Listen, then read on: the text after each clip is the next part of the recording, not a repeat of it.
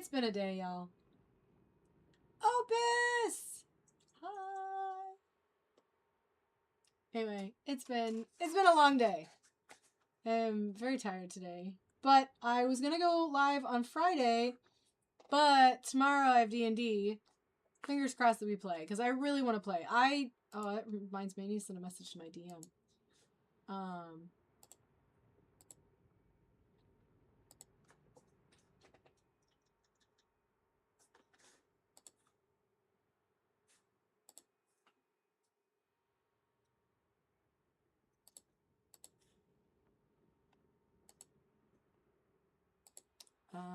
Yeah, there we go. I am writing the next chapter of my fanfiction. Chapter 49. I was having trouble seeing your live. I could hear you. Am I viewable now?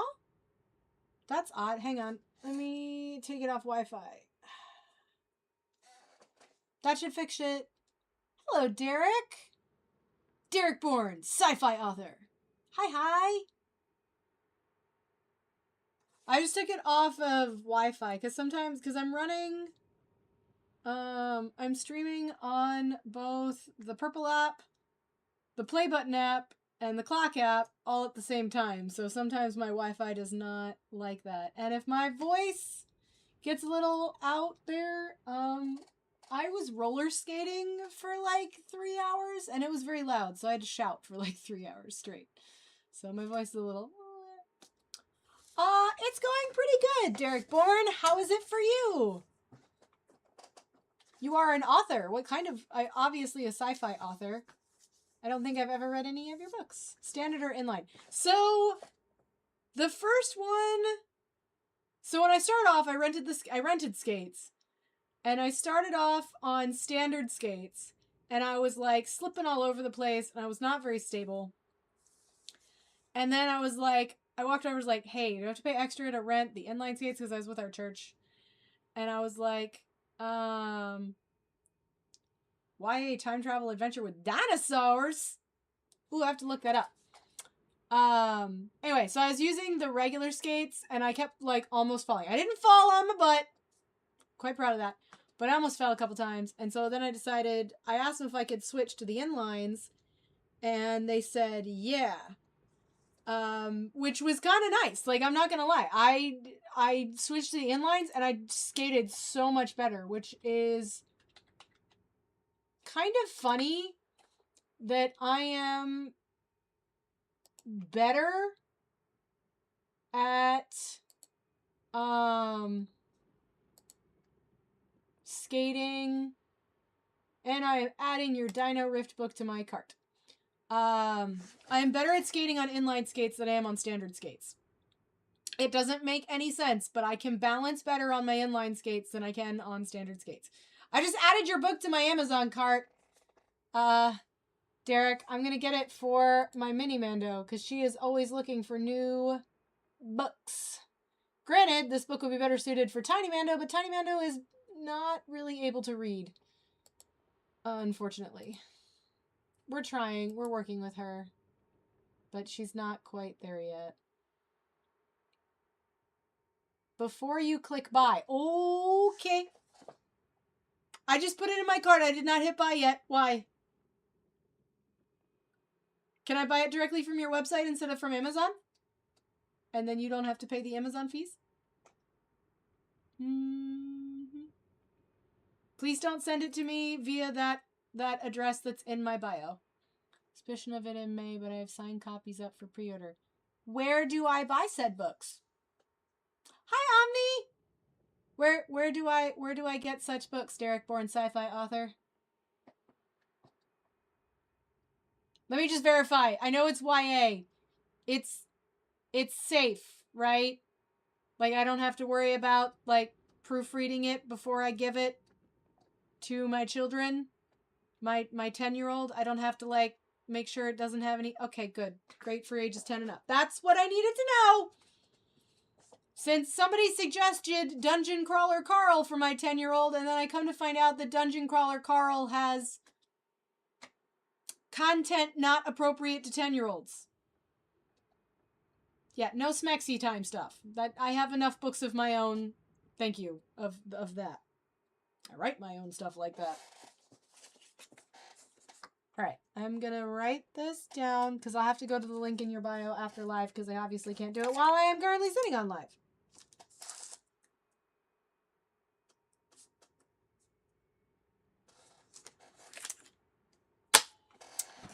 Okay. Yeah. So I was skating today, so if my voice gives out, it's because I was like shouting for 3 hours. For the first 100 printed will be signed by me and my two legends. Oh, that'll be nice. I'll have to sign up for the pre-order then. I mean, Mini Mando is not as into dinosaurs as Tiny Mando is. Tiny Mando is very, very, very much into dinosaurs. But, oh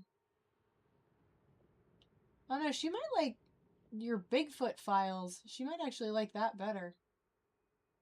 My 10-year-old would. Oh!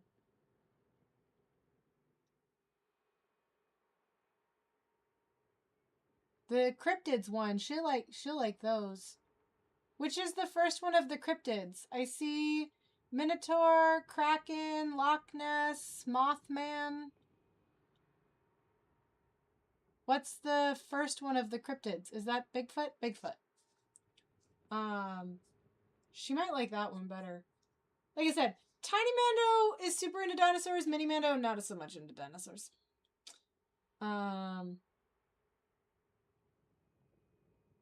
Ultimate Agent.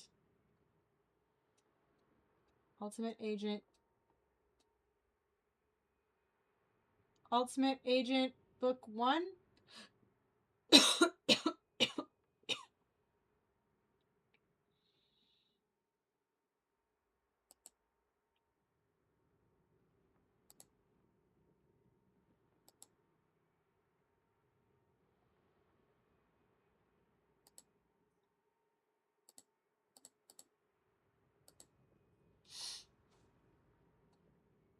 And then where does the... So there's the Ultimate Agent. I see the Ultimate Agent 2, but then Helios Files, Ultimate Agent Book 2. What's the difference between the Ultimate Agent Book 2 and the Helios Files Ultimate Agent Book 2?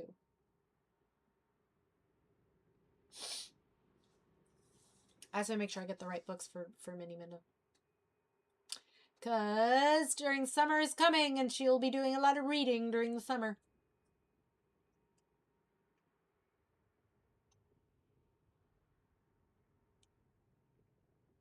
Oh, I see.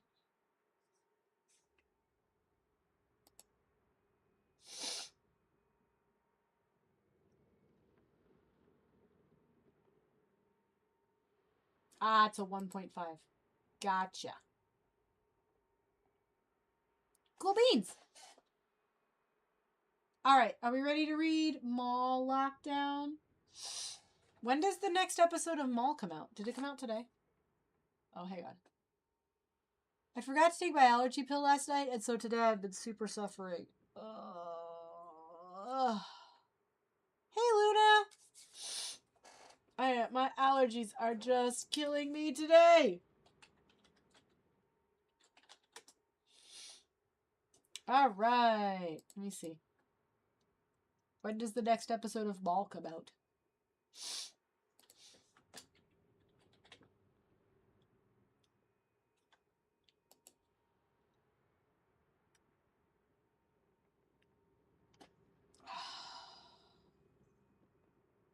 Hey, Star Wars Safe Space!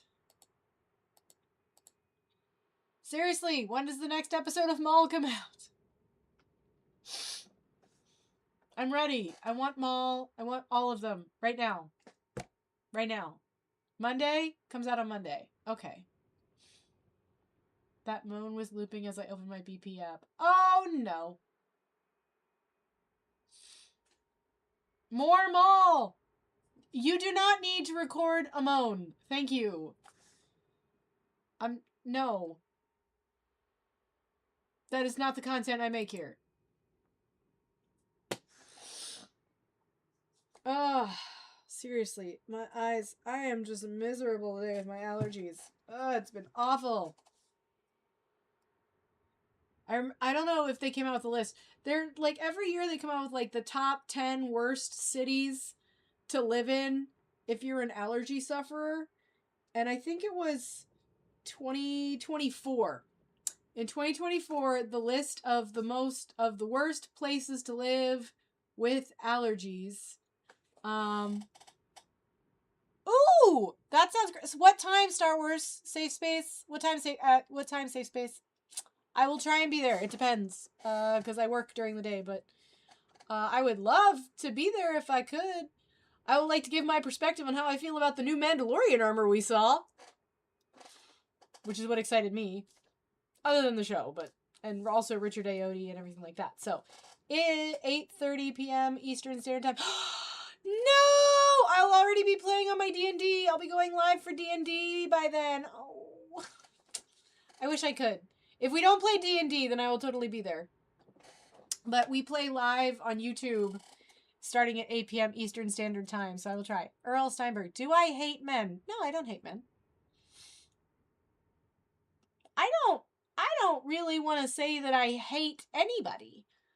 I have a few, because I and my beliefs and my religion say that I'm not allowed to hate anyone.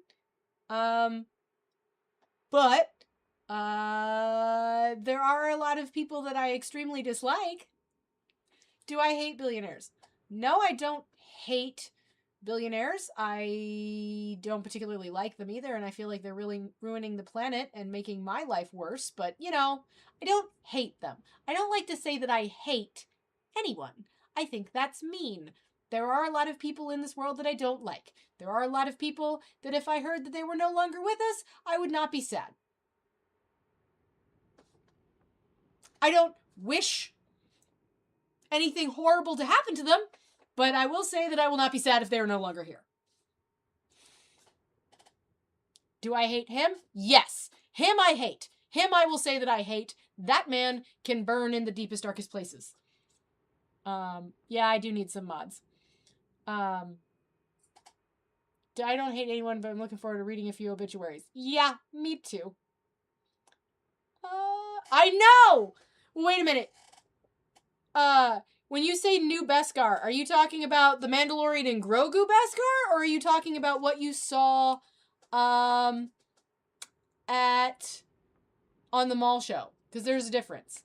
How come? Because he's been, I just do. Because I can. And I'm allowed to make my own opinions. Goodbye to you, Earl.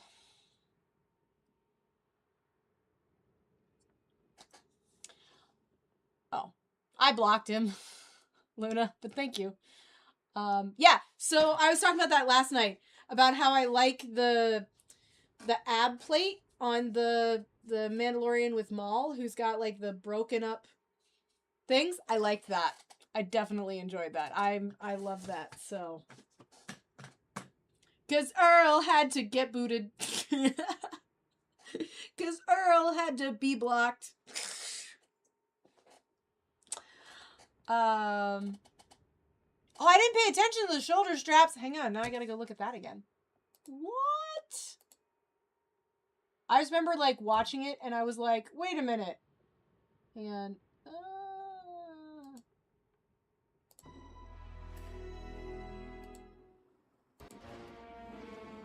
Hang on, now I gotta look. I wasn't even looking at the shoulder straps. Ah, man. I gotta get a better shot. I gotta find a good shot of the armor.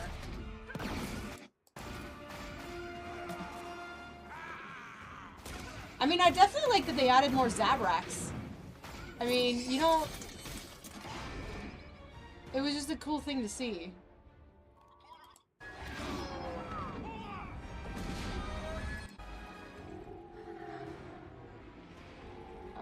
Come on, give me a better shot. I can't wait till they add these to the... Oh, yeah, her shoulder straps are pretty cool. I actually didn't even look at her chest plate that much, but... Ooh, Oh, her shoulder plates too. Oh, new armor I want. Yay! But I'm trying to get a better shot of her ab plates so I can show you guys what I was talking about, because they are really cool looking.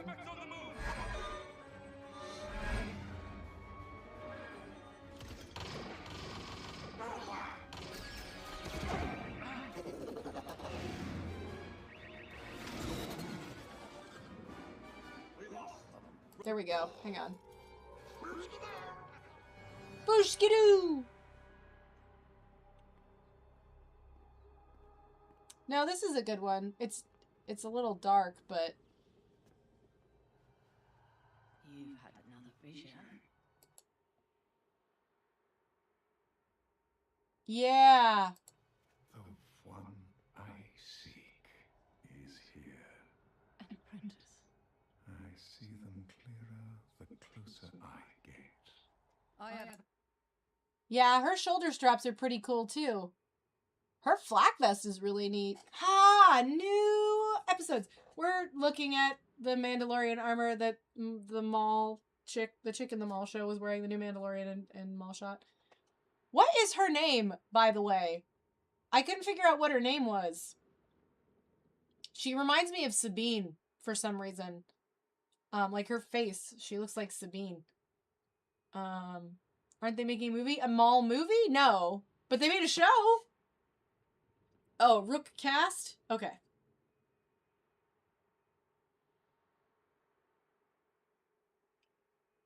Rook cast. Which is funny, because there's a Rook character in the book that they... See, this is one of those things where I'm like, did they pull that name from one of the books to, like, just sort of lip service fan legend, like the Legends timeline?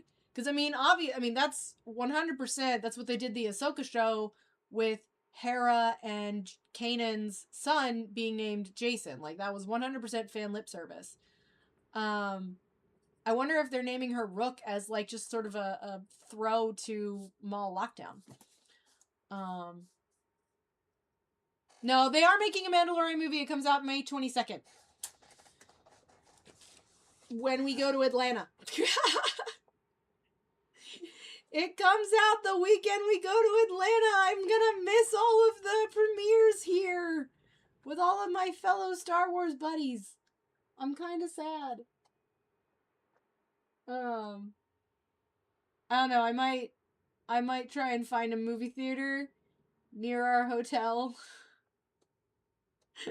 when we're in Atlanta, because I don't think I can wait that long, because, like, the next week I'll be in Disney, so, like, I can't postpone the whole trip. It's for a Taekwondo tournament.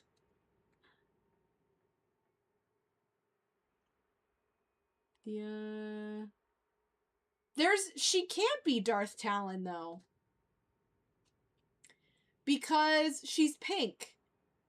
She's not red. And so, like, and Twi'leks can't change color? From what I have understood, like, what I read is they can't change color. Darth Talon, like, that's a very specific, like, species, subspecies of Twi'lek that makes them red. I mean, she could be, like, a descendant of that, but I don't think so. I don't think so. My guess is that Twi'lek is gonna be like a Inquisitor. She's gonna become like an Inquisitor or something. You wanna know who the Jedi is? They said his name, I think, because he's like an actual famous actor.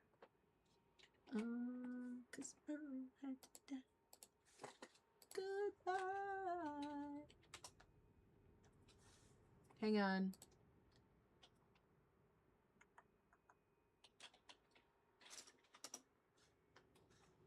Yeah, the Mandalorian is Rook cast. But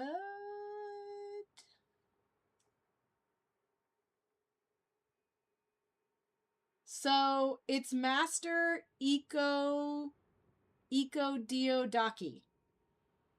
because that's a mouthful.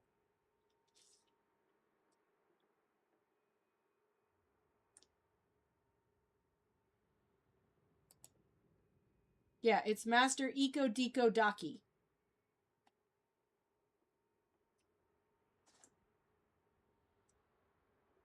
Jedi Master Splinter. That's funny. Yeah. And the only reason, like, I know who it was, like, I can figure it out with because it's the Dennis Haysbert is the voice for him, and that was the president on 24 back when 24 was in syndication. I'm still gonna say I am in absolute love with Two Boots because that's Richard Ayoade from the IT Crowd. So I am in love with him. I love that Two Boots is in it. I love Two Boots so far. And the other thing, I'm like, that's not Richard Ayoade's first time being in Star Wars. The first time was in The Mandalorian. He's like that bug robot from the first season where they go and get Mr. Krabs, where Mr. Krabs is in that episode. That prison episode is fun because it's got Richard Ayoade is in it. He's the one robot that then shows up in the next season with the frog lady. The episode with the frog lady. And then we have Mr. Krabs is in that episode. He's the Deveronian. And then you have Matt Lanter in that episode, who is the voice of Anakin in the Clone Wars. Yeah, that prison episode is one of my favorites. Just because of the actors that they picked. And that's the first one that had Bill Burr in it, too. I mean, Bill Burr is now kind of, like, he's done some things recently that I'm like, But I used to love Bill Burr as a comedian. I will not be consuming any new media from him at the moment, but, yeah. So, Vanessa Marshall. No. No, that's not right.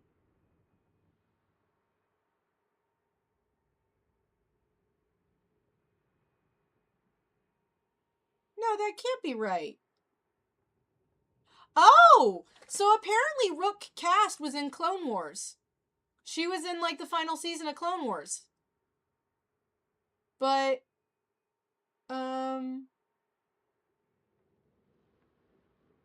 that's the voice of Hera. I didn't realize that. I didn't realize that was Hera.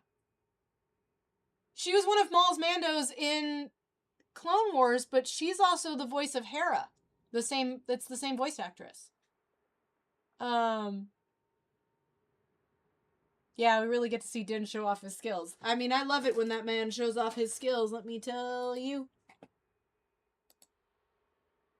I love it when Din shows off his skills. Yep. He's a very sexy man. That's why I'm gonna have so much fun watching the new movie. Hey, there's a reason why I write fanfiction about Din Djarin. He can beat someone up and then take it. Never mind, I'm just gonna stop. Love that man.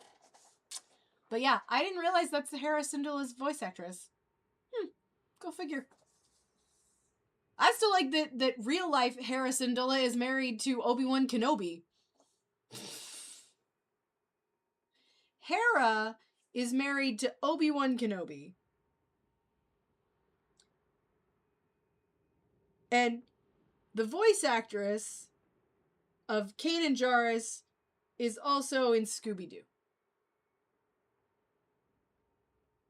Well, I would assume Sam has been the voice, like, he does not change. Like, he is the voice of Maul.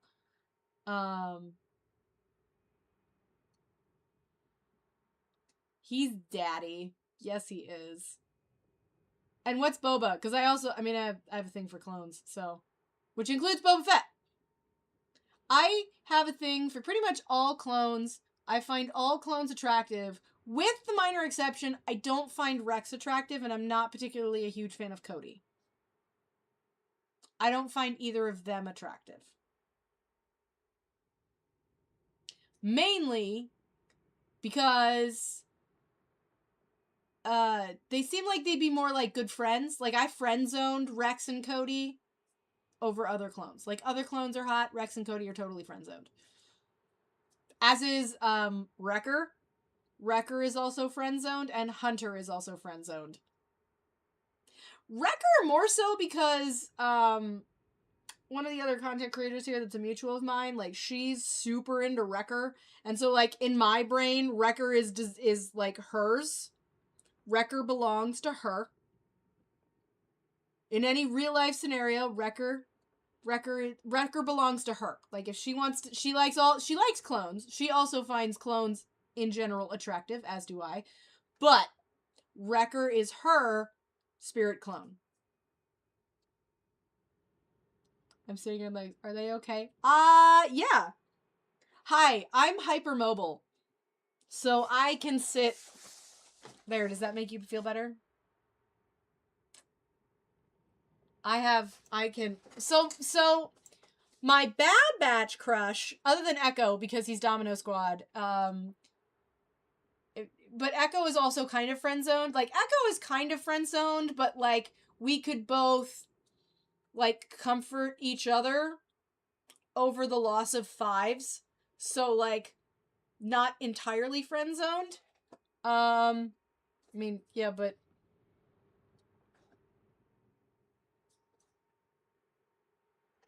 also, I did not know this, by the way, and this is something that I learned for being on TikTok too much. Did you know that your head is not supposed to be able to touch your shoulder blades? I did not know that. I thought that everybody could put the back of their head on their shoulder blades. Like, I thought everybody could do that. Apparently not. Which makes me feel really bad now, because I keep telling my kids when they're in the shower that they need to put their head back more, and they'll be like, no, I can't put my head back more. And I'm like, but why can't you put it all the way back? And they're like, because it doesn't, that hurts. I'm like, oh, okay, never mind. Weird. You know what's weird is I went to the pediatrician and he didn't say anything. Like, I went to the pediatrician, I was like, they can't put their head all the way back. And I was like, show them. And the pediatrician's like, nope, that's normal. And I'm like, it is? Oh. I guess I'm the freak. Yeah, I went to the pediatrician because I thought my kids' joints were wrong because they are not hypermobile like I am. I mean, at least I care, right?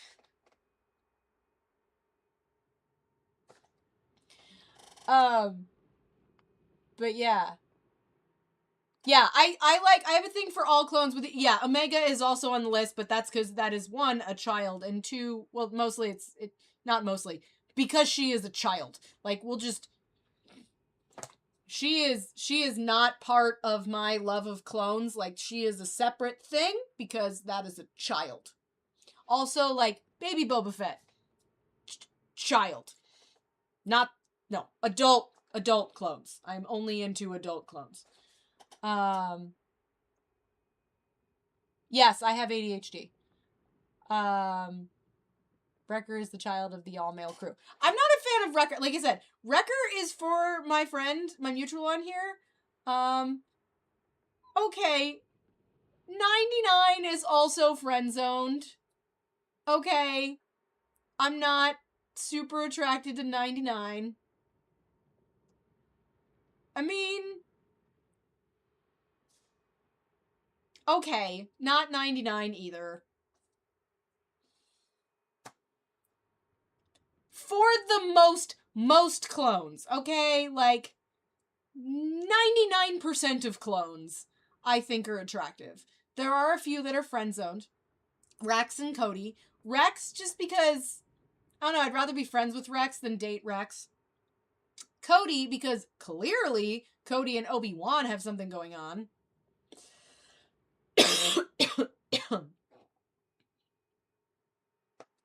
And Wrecker, because that belongs to Nala. I find Sister attractive. I would totally go for Sister. Boba, totally. I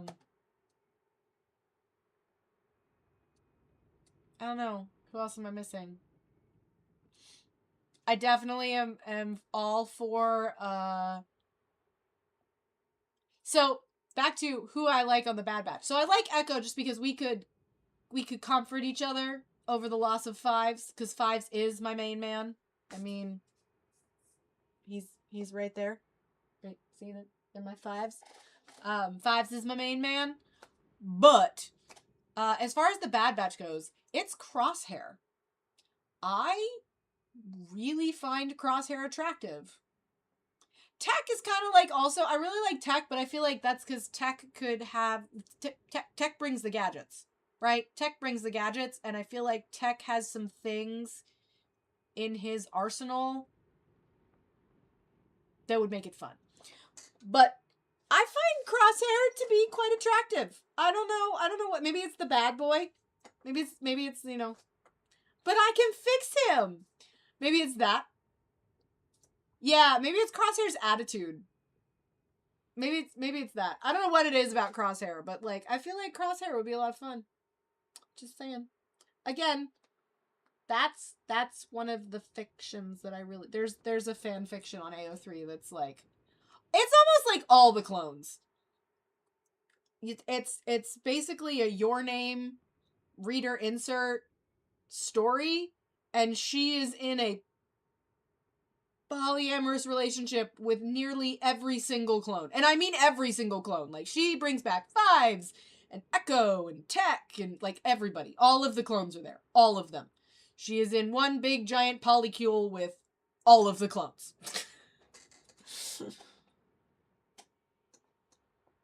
So, Sister is in the comics. Sister is a trans clone, and they refer to her as Sister. Since, I mean, in general, clones refer to each other as brother and brothers. Because she is trans, they refer to her as Sister, but it's in the comics. I don't know if I can pull up a picture of Sister or not.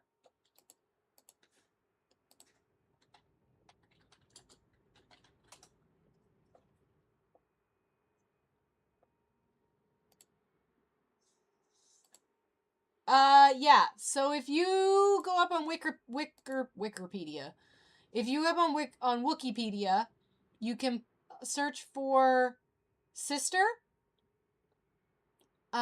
Sister is the name of a trans female clone trooper who served in the Grand Army of the Republic during Clone Wars in 22 BBY. She participated in the battle alongside Jedi Knight Obi-Wan Kenobi, Clone Commander Cody, and Jedi Padawan Anakin Skywalker as part of the 7th Sky Corps. After the battle, Sister and Skywalker discussed how she had received her name from her brother troopers in affirmation of her gender identity. The same year, the Republic sent Sister on an aid mission to the planet Langston alongside Skywalker and the Republic's 302nd Battalion. Sister was mentioned by Clone Captain Rex in his book The Secrets of the Clone Troopers, which was published following the Galactic Civil War's end in 5 ABY.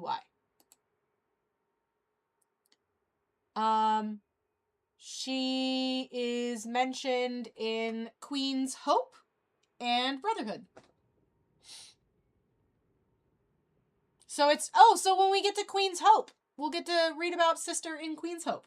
When we get to Queen's Hope, which is a while from now. But her two appearances, according to Wikipedia, are Queen's Hope and Brotherhood. But there is a trans clone named Sister.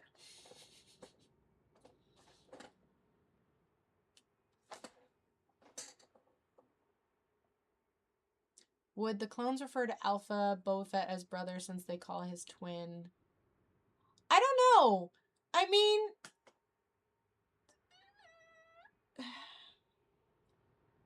so Boba Fett is a clone, but Jax?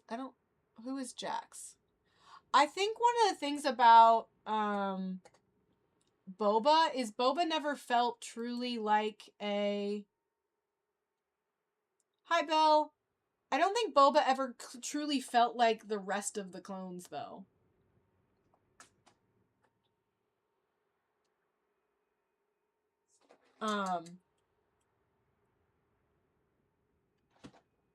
I don't know why my lighting is so off. Hang on.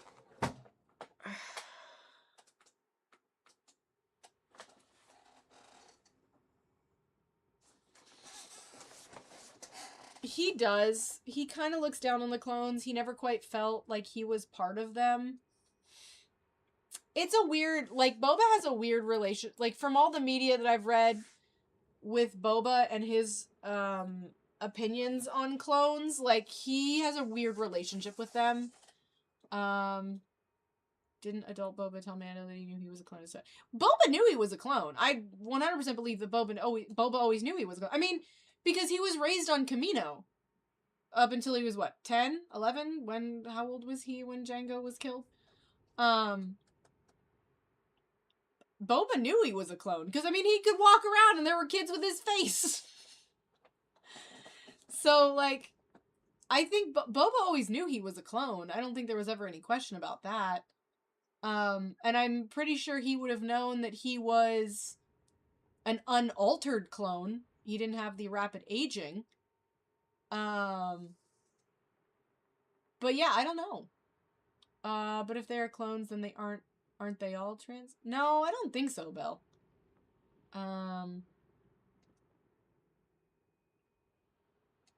And there's what, that one episode, there's more than one episode, but I know there's at least one episode that I can think of off the top of my head of Clone Wars where Boba infiltrates, like, the young clones, right? Like, he realizes that he can kill Mace Windu by infiltrating the clones, and he tries to do so. And I think, like, some of the other clones, the other the baby clones, I think they may even, like, make some references to how, like, they want to call him brother, but then he doesn't want to call them brother.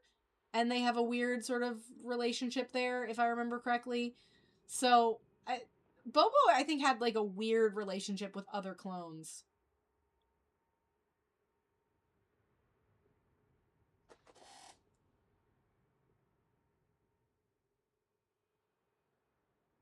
Yeah, they always refer to Omega as Omega. They don't really call her... I mean, they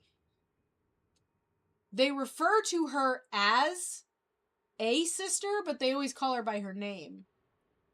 And I feel like for the most part, clones refer to each other by their names. I mean, they call each other brothers, but I think they also use their names quite a bit, too. Omega. Yes. Alright. Shall we read? We are on chapter 44 of our book.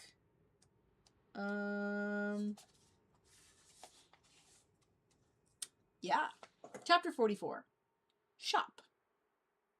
Smite crawled out of the conduit and fell on the floor.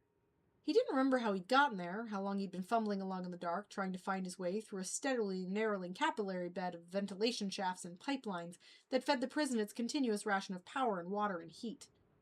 His brain had long ago stopped recording outside stimuli. All his more sophisticated sensory and analytical skills had reduced themselves down to a nearby primordial state. He'd seen too much. It had started with the worm. Watching the enormous white thing in the tunnel eat the Bone Kings had been bad enough. If Smite had lived to be 100, he knew he'd never forget the way that Strabo and Nailhead and the others had disappeared, sucked upward from the floor of the tunnel directly into the hideous Y-shaped mouthparts as they wrapped themselves around the inmates. But it was a sound that would stay with him most, the suppurating, slurping noise that the thing had made, not quite loud enough to cover the high, keening peals of their screams and the wet slap and clomping sounds of its jaws as they snapped shut.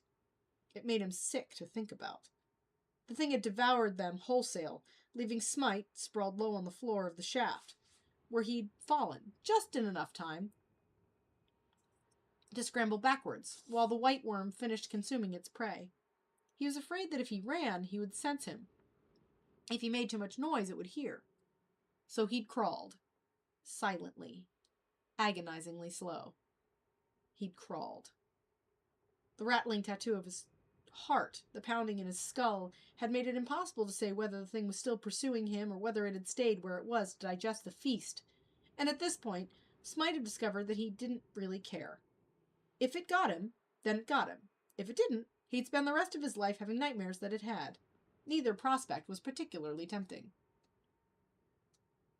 Now, having finally stumbled and fallen through an errant hatchway leading from the tunnel where he'd spent an unknown stretch of time, he lay motionless against the cold smoothness of some unfinished stretch of floor, his hands and knees aching from the long, endless trek.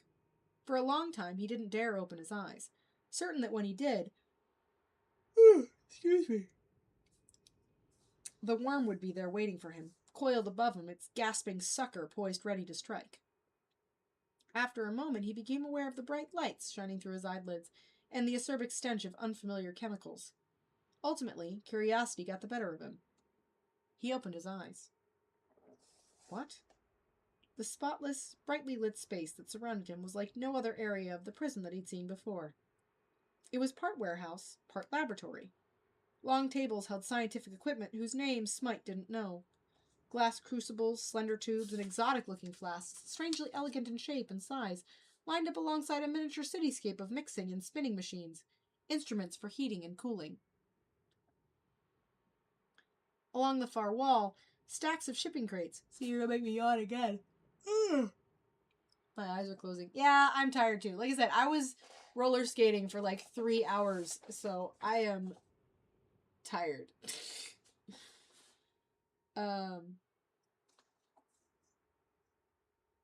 Along the far wall, stacks of shipping crates, all different sizes, stood in neat rows with various destinations and manifests stenciled on their sides. Not sure where he was going or why, Smite paced among the boxes and circled back to the lab equipment.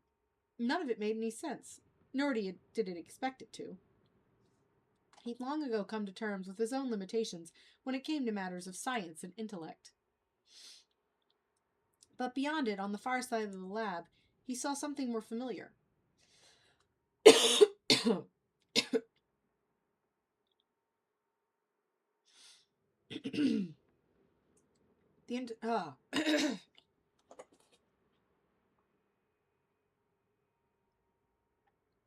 Well, that's good.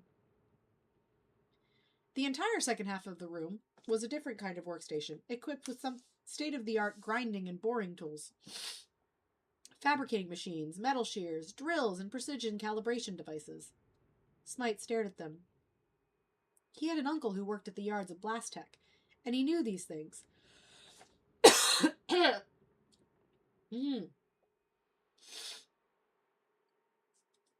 They were weapon-making tools. Seriously, these allergies. The realization of what he'd stumbled across dawned in his mind like the warmth of a new rising sun. And for a moment, he couldn't quite believe the magnitude of what was happening. It's here. This is it. I actually found it. He stepped back, taking in the entire space around him. The lab, the packaged crates, in light of this new revelation. Radik's operation. It's here. When Jabba had dispatched him to help infiltrate Iram Radik's operation inside Cog Hive 7, Smite had gone in with a certain degree of incredulity. Like everyone, he'd heard of the stories of the enigmatic arms dealer operating under any number of aliases, and like most thinking people, he'd already decided that there was a good deal of folklore mixed in with the truth. Why would any self-respecting gunrunner, especially one as successful as Radik, ever choose to hide out inside a prison, particularly one in which he'd have to fight other inmates as a condition of his stay? Yet Smite had taken the job, of course he had, as an opportunity to work his way up in the Stilik clan. The assignment had been impossible to turn down. Falsified ID and background papers in hand, he had arrived on site to confer with the other foot soldiers that Jabba had already working undercover as guards, gathering information from the inmates and reporting back whatever he found.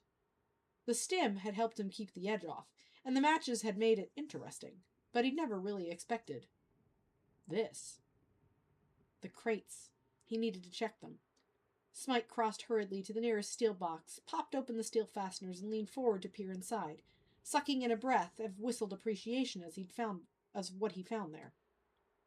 Like most of Jabba's hired hands, he prided himself in knowing about weapons. Consequently, although he might not have actually fired a J8Q128 Finbat missile before he recognized it immediately from its listing in Gundark's gear catalog. The Finbat was a portable, shoulder-fired concussive warhead, precision-tooled to penetrate the armor plating of a military-grade vehicle. Reaching down, Smite lifted the launch tube from its packaging, hoisting it up onto his shoulder, feeling the heft and power of the thing as he lowered his head toward the sight. His finger gripped the trigger. The weapon's silent promise of death spoke directly to the remnants of panic and fear still rattling around inside him from his encounter with the worm. One blast from the Finbat would annihilate anything in a 500-meter radius, including the worm. For one completely irrational moment, Smite almost considered bringing it back into the tunnel to go after the creature himself. Although, of course, such an idea was madness. Detonating a concussion missile inside a space station was suicide. But he would have loved to splatter the thing's guts all over the ventilation shaft. He set the Finbat aside. Hang on. Ugh. There we go. He set the Finbat aside and went on the next crate, exploring its contents and already wondering how he was going to tell Jabba about what he'd found, and how he would use it to maximize his position here. Just moments earlier, he had assumed he was a dead man, but by some miracle he managed to get out of here alive. Jabba would track him down and treat him like any other loose end, chopping him off. But now... He imagined the conversation, how he would tell his boss he'd discovered the very heart of what he'd been sent to find, and how best to execute such a plan. While thinking it over, Smite did a quick inventory of the crates. Among many other items, he found a proton missile launcher, a pulse cannon, an entire box of Mandalorian assault rifles, fletchette launchers, and something that he was pretty sure was an LS-150 heavy accelerated charged particle repeater gun. There were several packages of explosives, including a crate of breaching grenades, anti-starfighter cluster bombs, and a carefully packaged selection of freshly manufactured thermal detonators.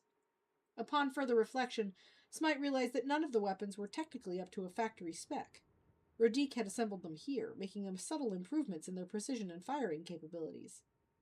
He reached the last crate and stopped. Unlike the others, this one was locked. Although it was similar than the others, it was also considerably heavier. There was no type of writing or information on it whatsoever. Even the most cursory inspection revealed that its shell was constructed of something far more formidable than Durasteel. Smite placed his hands against it. The case was warm. No, check that. The case was hot. It also seemed to be humming. Right away, even before he detected the vibrations inside it, Smite knew that whatever was in the last crate was different. Far more valuable and potentially dangerous than anything else down here. Something special. Rodique would never let it here alone for very long, and he sensed that a man of Rodique's intellect and experience wouldn't want to hold him to it any longer than he'd absolutely had to. Which meant he'd soon be back. Good, a voice inside him whispered, and the idea rose into his mind unbidden. That was how Augustine Smite, once just another lackey among thousands in Jabba's army, first realized that he was destined for greatness. By the ease with which he adapted to his situation and turned it to his advantage. There wasn't much time. He went back around to the guns and artillery he'd sorted through, handpicking the weapons that felt most comfortable in his grasp. In the end, he settled for a D12 heavy blaster pistol, like the one he'd first used when he learned to shoot, and because he always wanted to try one, a pair of fletchette gauntlets. And so was it that he found himself stepping the holster to his belt and gauntlets to his wrist, positioning himself against the last crate in the room, engaging in the one activity that he never expected to do while he was here. Smiling. I don't think those belong to you.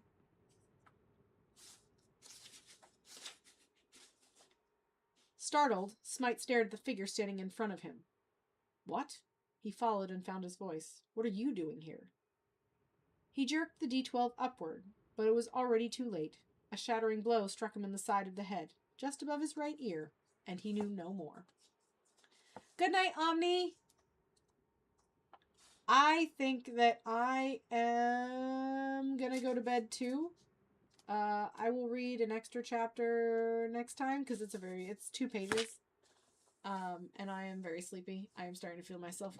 My eyes are getting very heavy too. So, if you don't know, tomorrow is D&D night. You will not catch me on here But I will be streaming on the Play Button app and the Purple app for D&D. So I'll be sharing those with y'all tomorrow. It'll be at 8 p.m. Eastern Standard Time. And I guess I will go on the Shmatreon. I will continue reading Invoking the Blood on Shmatreon for those of you that want to hear me read books of a different nature. Just as a side note. So, yeah. Anyway, I'm gonna go to bed. I hope to see you guys tomorrow for D&D, and if not, I will see you for bedtime stories on Monday. Love ya.